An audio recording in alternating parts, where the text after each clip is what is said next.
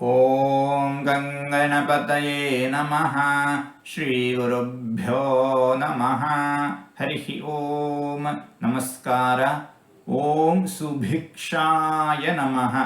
ಭಗವಂತ ಅನಂತವಾದ ಜ್ಞಾನವನ್ನು ಹೊಂದಿದ್ದಾನೆ, ಸರ್ವಜ್ಞನಾಗಿದ್ದಾನೆ. ಭಗವಂತ ಅನಂತವಾದ ಆನಂದವನ್ನು ಭಗವಂತ ಹೊಂದಿದ್ದಾನೆ, ಪೂರ್ಣಾನಂದನು ಭಗವಂತ.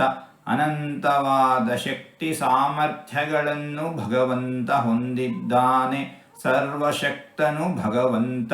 ಯಾವುದೇ ದೋಷಗಳು, ನ್ಯೂನತೆಗಳು, ವಿಕಾರಗಳು ಭಗವಂತನಿಗೆ ಇಲ್ಲ.